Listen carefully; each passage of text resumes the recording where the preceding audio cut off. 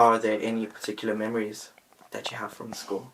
Oh, there's so many memories, but the best memories, of course, are the memories of seeing the happiness of all of the kids that have gone through the school. But in terms of other memories, I suppose the building of the college in 1983 would be a significant memory, and the opening of the school by Gemma Hussey, and the visit of President Herzog to the school in 1985 would be significant moments in the life of the school. Okay. And we've also heard that there was a school fire. Yes, there was. There was a school fire in 1981, and the only aspect of the school that is left or was left from that fire was the front facade of the building. And that front facade we kept. Can you tell us about the founding of the school? Yeah, I can. So there's two aspects to this. In 1920s, most of the Jewish community that had come to Ireland from places like Belarus, Lithuania, Poland, Russia, they all lived down near South Circular Road, and they all went to school in the local schools. So they would have went to Sing Street, they would have went to St. Catherine's, some of them went to Westland Row, others that could afford it went to St. Andrews. And what happened then was that there was a directive that there would be Saturday morning teaching, and the community obviously weren't happy that there would be Saturday morning teaching, and they got in touch with the Archbishop and they got in touch with the heads of the schools, who weren't really receptive to changing it. So the elders of the community at that time decided that the only way forward for them was to actually establish a school of their own. So in Bloomfield Avenue, on the corner of it, Stratford National School was established in 1934. And stayed there until it moved up onto the campus in Rathgar in 1980. The secondary school was established in just around 1953-54, and that was established because there were difficulties for Jewish students in getting into schools around Dublin. So a group of people in the community first of all used a house on Terenure Road East, but that wasn't really suitable. It was very noisy, didn't work, didn't have enough space. And a group of people led by Elaine Fellman went and they bought for 4,250 Irish punts the house in Zion Road that currently is where our complex is. What's interesting is that up until 1976 or 7, most of the children in the school were Jewish. So there would have been maybe 85% Jewish, 15% non-Jewish. And it became clear to the principal then, and also to the chief rabbi, who at that time was Rabbi David Rosen, that to build a school going forward, it wasn't possible to sustain it in that way. And it was agreed at that time that the school would be a school that admitted all faiths and none. And that's the way we are today.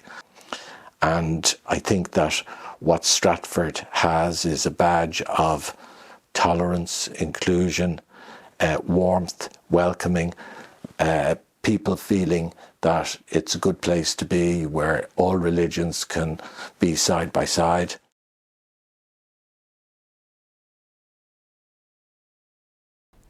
How has Stratford changed in the past 25 years?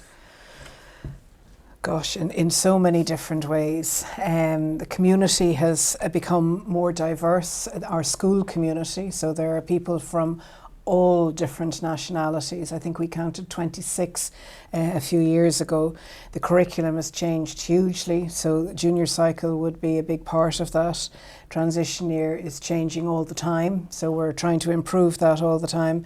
We introduced computer studies or computer science into 5th and 6th year, and one of the first schools to do that, along with other core subjects like well-being and so on. So the curriculum has been a huge change. Staffing, lots of staff changes too. People have retired after long service and have been replaced by very worthwhile, very important successors. The facilities have changed, I think you'd agree with that, and improved. So we've now got what used to be the kindergarten as our art room. We have the old rabbi's offices, and there were 2 of those knocked into one, and it's the Herzog room. We've moved the art room around a few different times, but the English room is where it used to be for quite a while. The science lab has been put on, and the computer studies, there's a computer science lab. Both of those are only about 24, 25 years old. So there's been a lot of changes and improvements, I think, in the facilities around the school. COVID obviously made a big impact, and some of the changes came around because of COVID. So we've new toilet block, for example, that replaced my office, or that my office gave way to it. We have an outdoor gym now. We have lots of seating outside, which we never had before and hadn't really thought of before, which is incredible. We've new awnings and canopies, and using our outdoor spaces much more than we used to now, and in more imaginative ways, which is fantastic.